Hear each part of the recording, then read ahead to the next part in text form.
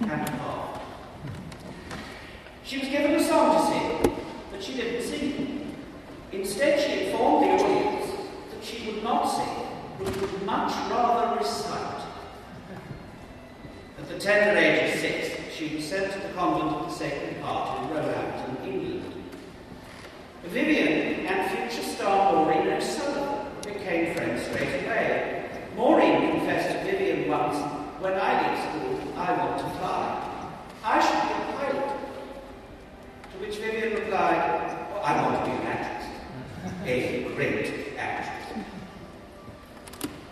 Lee was most radiantly beautiful actress of her time, and the last actress to create a sensation by her sheer physical loveliness. When at the age of 22, she played at the Ambassadors Theatre in The Mask of Virtue. In 1935, the world of English theatre began praising her captivating stage presence and invincible attractiveness. It was an attractiveness that never diminished.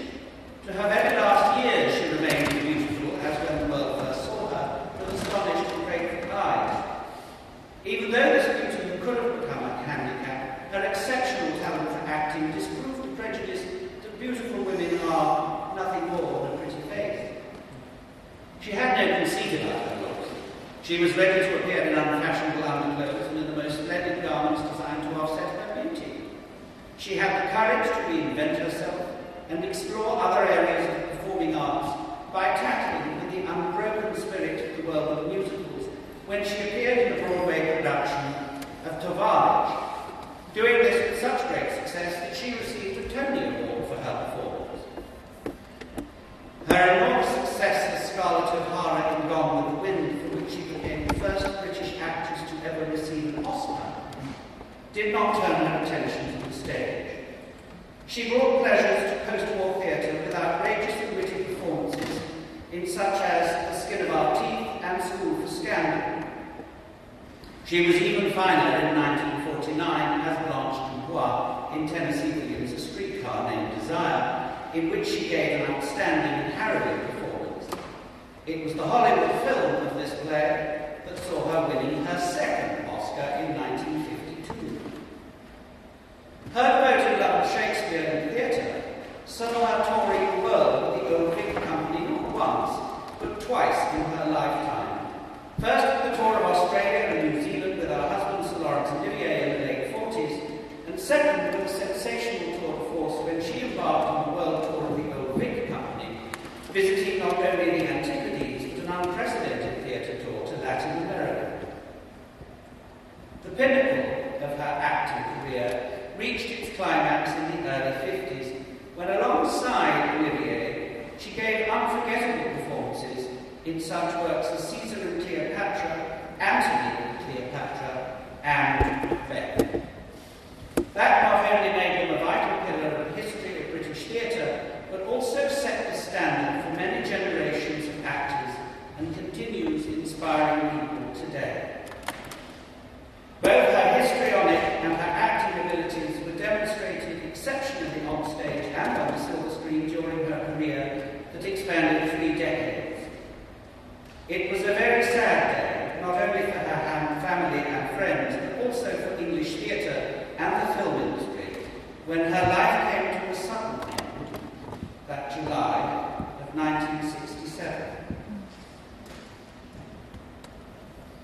I now have pleasure in welcoming Margarita Malley, chair of the Vivian Lee Circle and one of the surviving members of the original circle formed in 1968. Margarita had the pleasure of meeting Miss Lee and will now say a few words.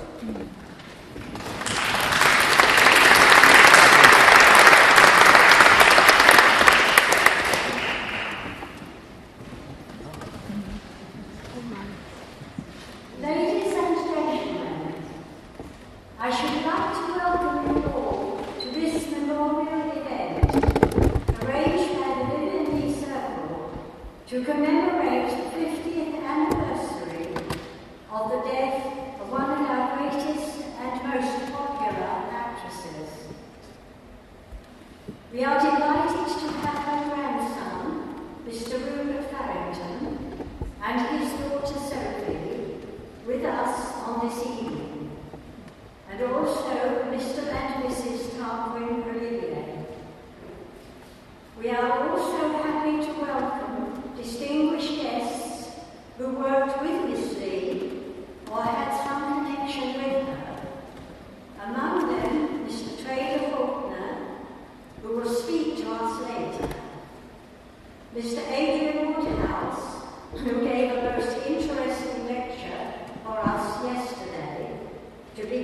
our week of events.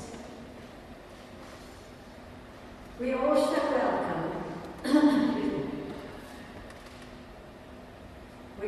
welcome Mr. Keith Ludwig, who is a curator at the Theatre Performance Department at V&A and has done a great deal, particularly in century celebrations. And also Kendra Bean, she was then, who wrote the most recent biography of Vivian. Sadly, Dame Judy Gedge was unable to join us, but she has kindly sent us the following message. To the Vivian Lee Circle, I wrote to Vivian Lee after seeing her play Vinegar in Titus Andronicus. It was a never-to-be-forgotten experience, and I still think of it to this day. She wrote to me after seeing me in The Promise by Alexei Armstrong, and I was touched and immensely impressed that she should have taken the trouble to do that. She was a beautiful actress, and I regret that I never had the chance to meet her. I wish I could be with you all on this very special occasion, but my thoughts will be with you. Very best wishes, Judy Gedge.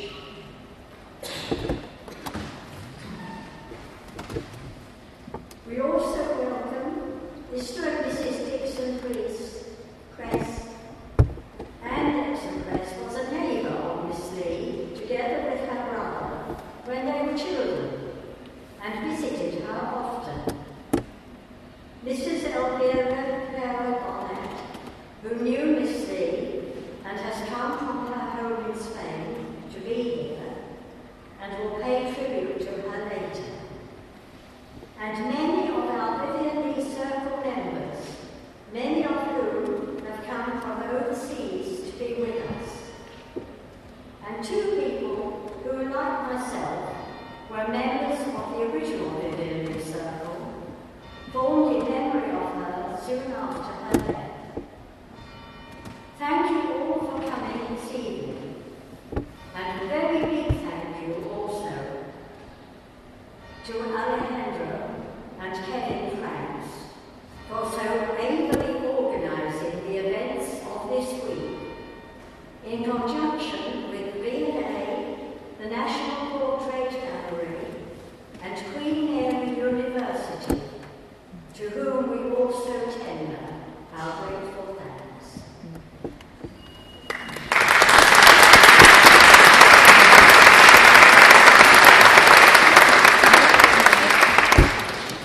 I'd like to welcome Alejandro Franks, Vice Chair of the Vivian Lee Circle, and the great driver behind this week's events.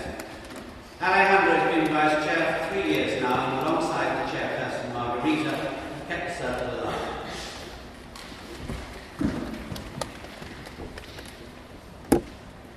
Ladies and gentlemen, members of the family and friends of Miss Lee, distinguished guests, and fellow fans. On behalf of the Vivian Lee Circle, I would like to say that we feel so humble and grateful by the welcoming reception this event has been received among fans, academics, and organizations. We express our immense gratitude to each and everyone who have not only put a pause on their busy lives to be here on such an important occasion, but also traveled from all over the world to London, the place Vivian loved the most. I think a special mention is needed for those joining us from California, New Mexico, New York, Seattle, Canada, Australia, Russia, Spain, Poland, as well as the Londoners and from many other places in the UK and Scotland. Did I miss any city? Okay, among the people here this evening, we are also privileged to have with us not only family and friends friends who attended the first memorial to Vivian Lee in August of 1967, but also surviving fans such as Margarita, Pamela, and Elvira. And it's quite emotional that 5 decades after, they are all here again reunited to remember Vivian's life. After the successful events in 2013 to celebrate her centenary, I had this vision that her 50th anniversary would be a perfect moment to remember her life from the personal perspective of her fans, who gave her their unconditional love and support through thick and thin, during her lifetime and even today. With this commemorative week, we want to share with you the untold stories and testimonies from Margarita and Elvira especially, who, through many encounters and endless letters, are here to demonstrate that her immense kindness, gratitude, and generosity extended not only to her family, friends, and fellow actors, but also to her devoted fans. It is simply extraordinary that 50 years after her departure from this world, Miss Lee is still remembered and highly regarded so frequently, especially in the past 4 years. This reignited devotion for the late British actress saw also a new generation of fans, some of them as young as 14 and present here tonight, here this evening, who see her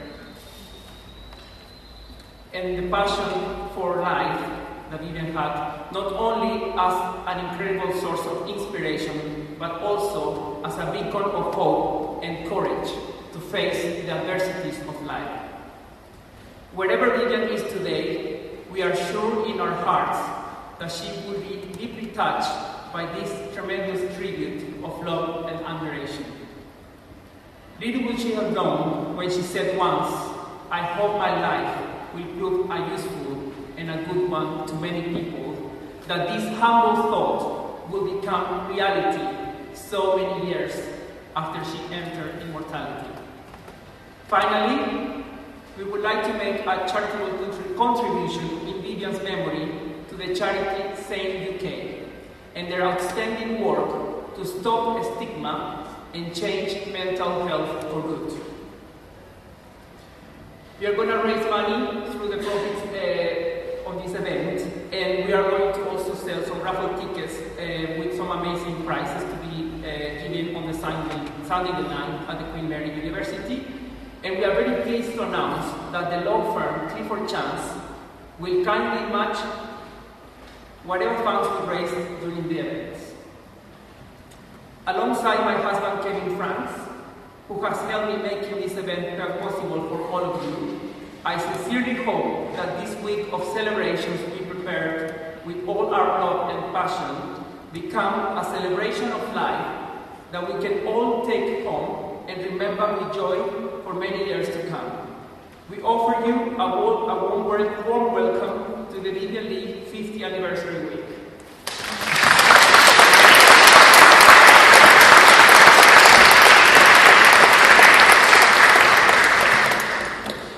Our next speaker had the privilege of corresponding with Miss Lee for a period of 10 years and was invited twice to visit Miss Lee in her apartment in Eaton Square. Will you please welcome Miss Elvira Clara Bonet from Barcelona.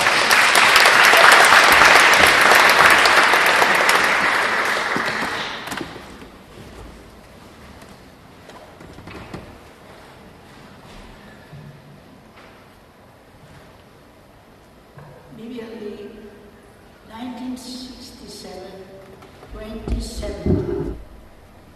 God bless you. God bless you. With these simple but nice words, she addressed the last time to her faithful Spanish man, Mr. Tila Martinez, who was the last person who could see her in life. She took her in her last months with a lot of love and respect, not moving from her side until the end of her existence. This lady had been born in a small village of La Rioja in Spain. She passed away last year at age 94 years in full powers. She performed as a maid, housekeeper, and sometimes even as a cook. She was sent to Italy from 1963 to 1967. I think that these death wars all over Vivian said goodbye to the lot of fans who, along the few years she lived, allowed her and continuing now remembering her. The privileged ones who were looking to be able to meet her and to admire her wonderful theatre performance, and also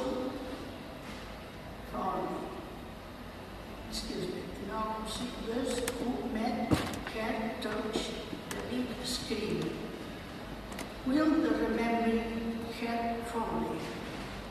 I was honored to be received by her twice in her London apartment.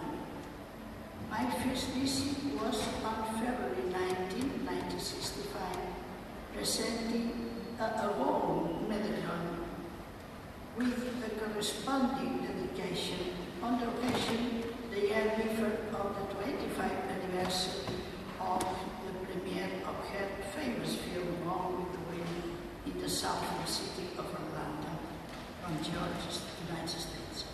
I also had a second chance to meet her again on November 27, the same year, due to her serious illness.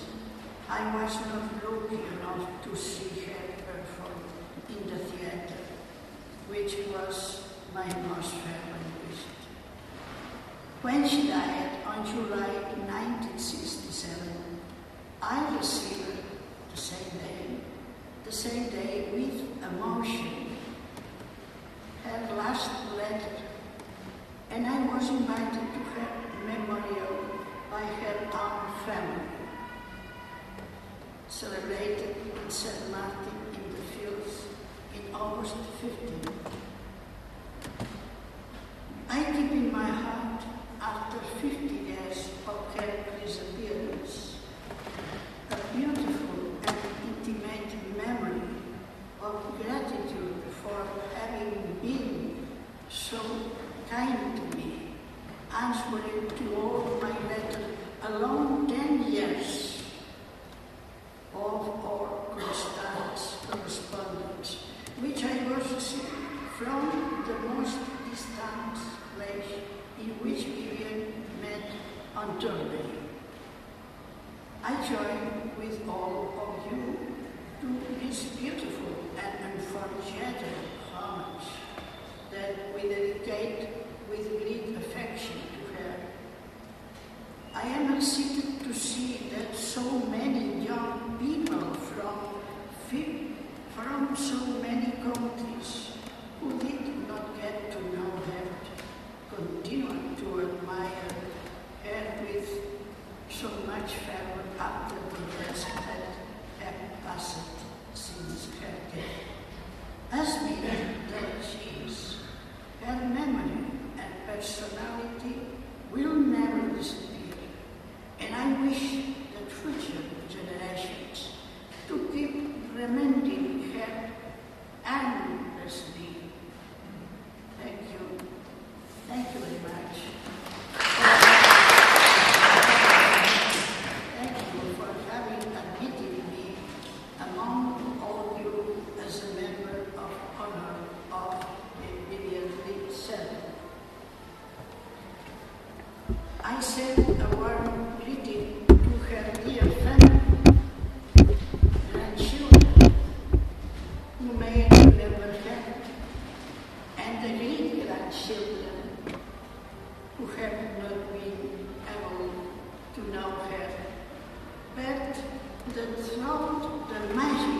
celluloid can always continue to admire her. Rest in peace, the sweetest and performant flower of the garden of Zarinska. Vivi Elvira Claro.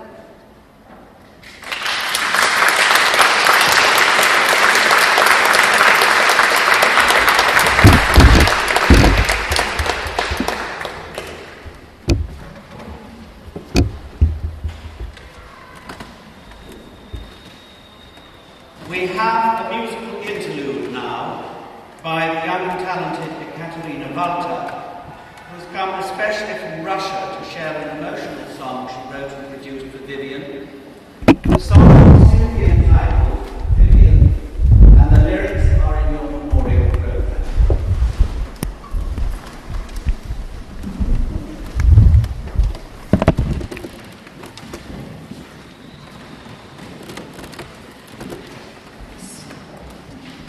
Good evening, ladies and gentlemen.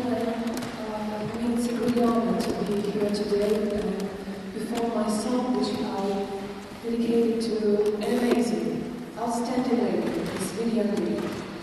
I would like to perform it tonight to you. Thank you for your attention.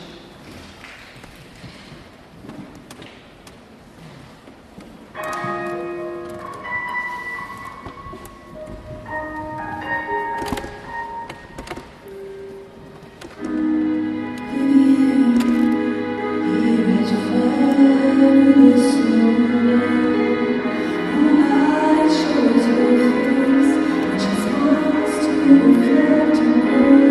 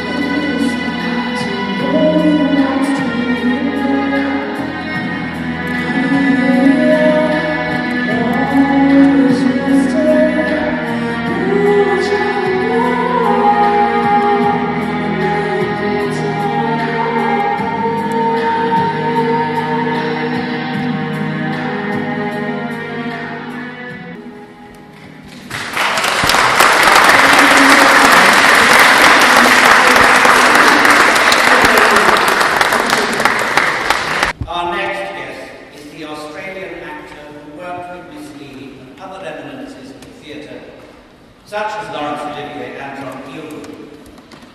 Craven professes a huge love for Vivian and will now entertain us with some of his memories of working with her.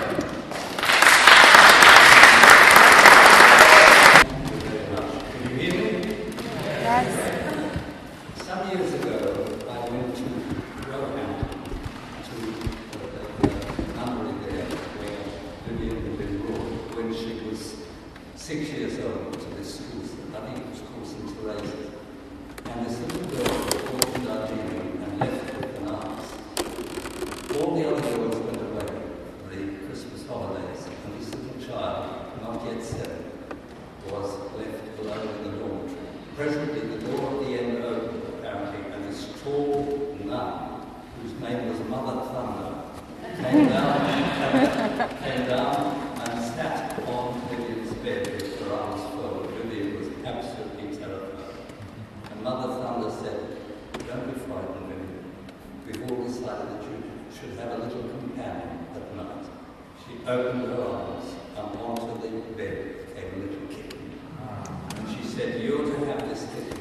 She said, "Unfortunately, when the other girls come back, we will have to borrow the kitten, but you can come and visit, because we can't get all the other children a kitten." And when Vivian Lee came to see my wife over on her shoulder before she died, she came with a little kitten. Well, the second little anecdote I have to tell you was they opened at the Tivoli Theatre in Sydney in August 1948. Richard III, School for Scandal and Skin of Our Teeth. And I remember that David Kentish was the stage manager. And they had trouble with School for Scandal. They had to fly scenery very, very quickly. That had to be perfectly done. And of course, Laurence Olivier was afraid that maybe the Australians wouldn't get it right. Anyway, we were told to wait so Sir Laurence would come on. I was an extra hood over my head when I was in the crowd of Richard III. Presently, this immaculate man we'd all seen on the screen with the lob shoes, the West End suit, and the Garrett tie came on. And David Kentish said, "I think we're going to have a little problem with Mario. He's a bit bolshy."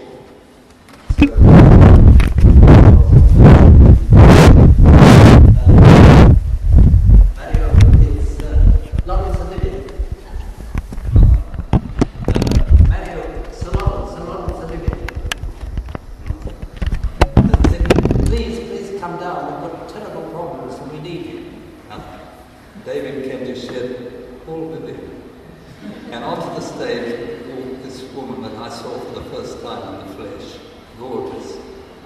She walked over and she said, "Mario, would you come down to Scarlett O'Hara?" And she said, "Darling, could we go to the local schooner?" Now, schooner is an Australian glass of wine.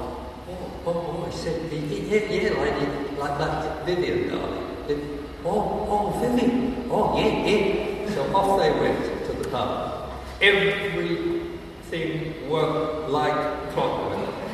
Well, they left Sydney, they went to Brisbane, then they went to Auckland, Wellington, Christchurch, Dunedin, Invercargill. Vivian told me years later when I knew her, every first night we got a telegram from her. Well, in 1954, I was an extra in the film of Richard III. I can't remember. I was the Duke, I think the Duke of Northumberland, which in Richard III doesn't exist, but Larry had a real name. And I was recovered. We were all having a cup of coffee. And Richard III came over and he said, "Where have I seen you before?" And I said, "Oh, Sir Laurence." I said, I'll walk on in Sydney. And he said, "You scamp. You must be Trader Faulkner." I said, yes. He said, "Come over and meet your leading lady next year." Now, I knew nothing about this. And I walked over and this woman was all muffled up. And suddenly she put the hat up and he said, "Viv, this is Trader. This is your Sebastian next year in 12th night." And that was the first I knew anything about it. And she came and she kissed me on the forehead and she said, "Darling, I'm so excited." And of course, when we, on the opening night, Twelfth Night was going to be an absolute disaster, because in the early rehearsals, Laurence Olivier was going to be brilliant as, I can't remember the character he was playing, I can't remember in Twelfth Night, but he was going to play a very important character. You probably know which one, I forgot.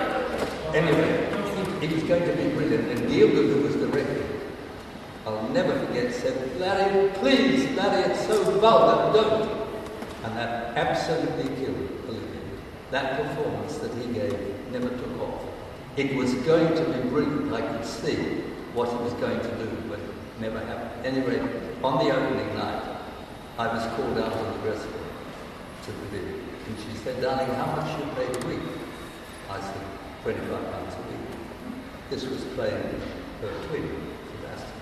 She said, "Darling, you know when we kiss at the end of the play when we meet," she said, "if you're paid £25 a week, if we could hold on the kiss, I would pay you the extra $2 to get I said, "Oh, Vivian," I said, in my best Australian, I said, "Oh, Vivian, to kiss you, darling, I've made 30 quid a week." She said, "Darling, I'll think about it." And I'll always remember, I'll never forget when Vivian died. I remember running around to where she was living near Knightsbridge. And I got to the corner and I saw John Mills, John Gielgud, quite a lot of very well-known people, and I saw the coffin come out. And I thought, no, I don't want to go down there. And that was the last of it. And not long before she died, actually, she came to dinner. I had married a girl, a very pretty girl called Bobo. And Nigel Davenport and Elias Fazan came. I thought they would come us back up. And Vivian came with a little cat. And she said, "Do you mind if I bring the cat?" I said, "Vivian, I'm delighted you brought the cat." And she was absolutely charming. And that was 1970, that was not very long before she died, and shortly after she died. But I think if anybody has gone to heaven, Vivian certainly has.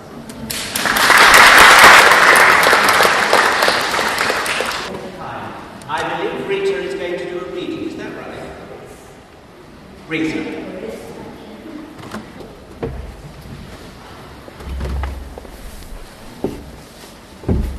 I became a fan of Vivian Leigh and her then husband, Laurence Olivier, when I first saw them on stage in the delightful comedy The Sleeping Prince in 1954. Previously, I had loved their performances in the film Lady Hamilton, which I saw as a child, and had been greatly impressed by Olivier's film Hamlet. But watching their amusing and scintillating performances in the play, especially Vivian Leigh's in her lovely part, made me a fan overnight, and I tried to see every performance they gave after that. The following year they appeared in 3 Shakespearean plays in the exciting season at Stratford-on-Avon, which I attended, and I shall always especially remember Macbeth as one of the most wonderful experiences I've ever had in the theatre.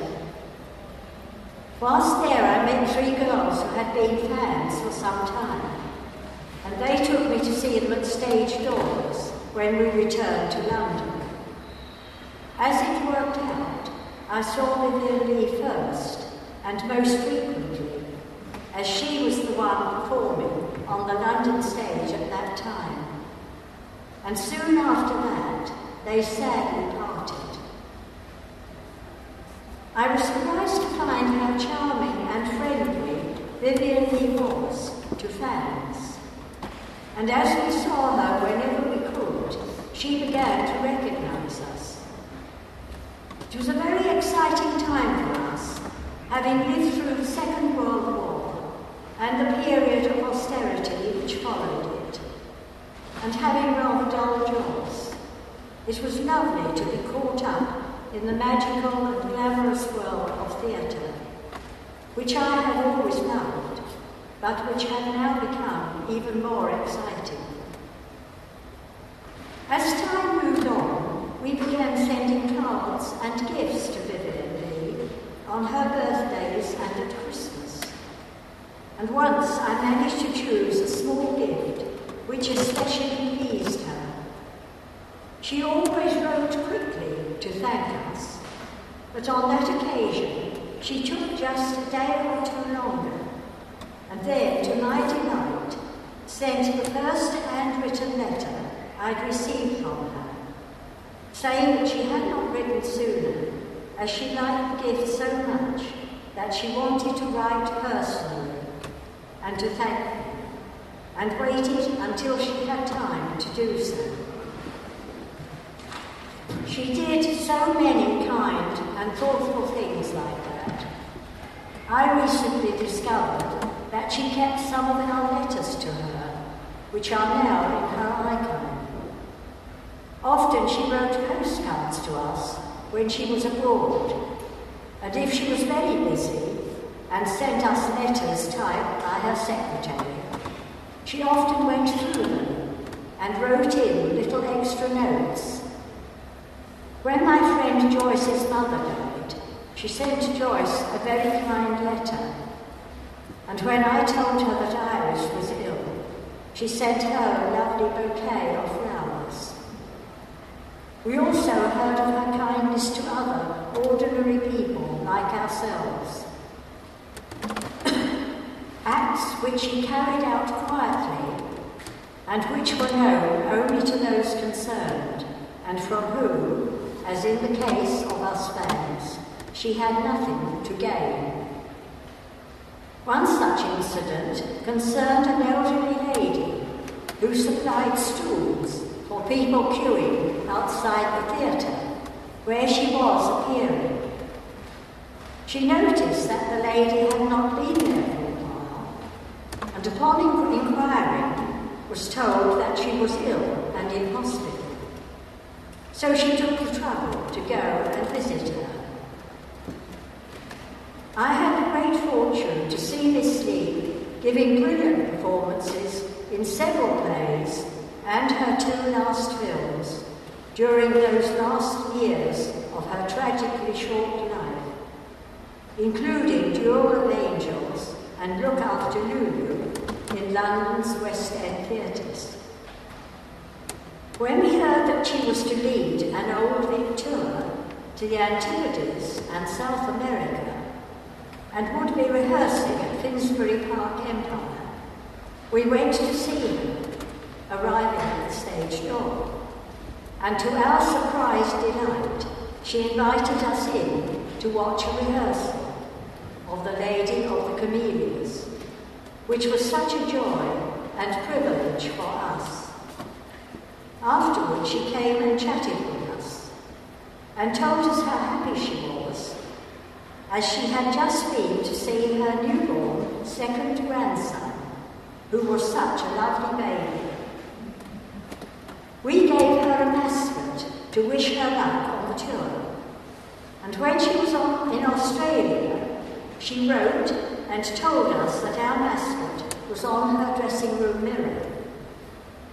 We corresponded with her through her long tour, and also when she was starring in the musical Tvallich on the New York stage later. After she returned to England, we would, sadly, only see her a few more times, as her life was nearing its end, although, of course, we did not know this then. We still kept in touch by correspondence with her, and Iris and I were happy to visit her in her dressing room when we saw her in the play La Contessa in Manchester. We knew a little of her tragic mental illness, health problems, and admired the way that she overcame them so bravely and kept working and living life to the full. When we heard that she was to appear in the West End stage in the brilliant play A Delicate Balance, we were thrilled. But then our hopes were dashed as we heard that she was ill with TB. Though with her usual great courage, she was preparing for the play from her sickbed. We sent her a get well card and a box of chocolates, and received a handwritten card from her, thanking us and saying that she had shared the chocolates with one of her grandsons. I don't know which one. Shortly after this, we were stunned and devastated to learn that she had died. A memorial service was held for her at St Martin in the Fields, and her secretary sent admission cards to us 3 fans with a note telling us that she knew Miss Lee would have wished us to attend it, as she had always appreciated our loyal support. We were deeply touched by that, moved by the service, and echoed in our hearts the words from Shakespeare's Antony and Cleopatra, in which he once acted so brilliantly. Now boast thee death, in thy possession lies, alas, unparalleled. Quoted by Sir John Gilbert at the end of his tribute to her, and on her plaque at the end of the church. I have remembered her with great affection through all the years since, and I am so glad that her centenary was celebrated so wonderfully and was so well responded to by so many people of all ages. A worthy tribute to a great stage and screen actress who was also a lovable human being. Finally, I would mention that I had hoped that she might have turned to God before she died, and I had been encouraged in this hope by reading a newspaper report at the time, which said that she had a book of the writings and prayers of St. Francis of Assisi by her bed when she died.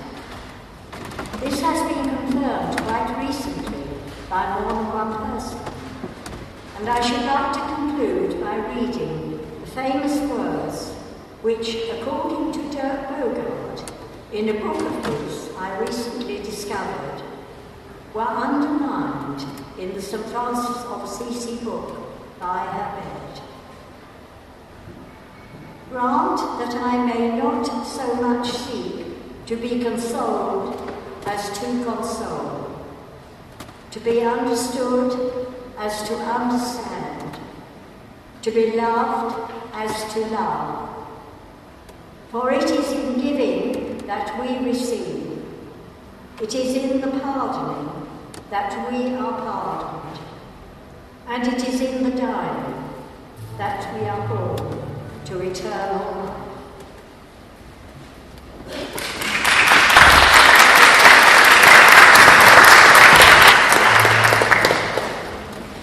This being the Actors' Church, I think we should offer a moment of silence to remember Vivian.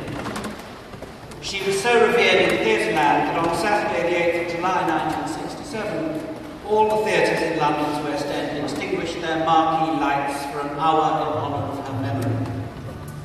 Would you please stand and join me in a minute's silence?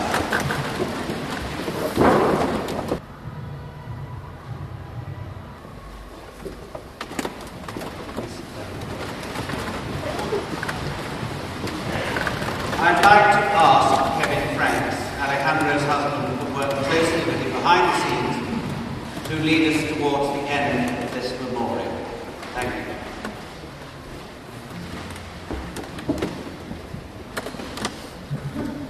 Charles?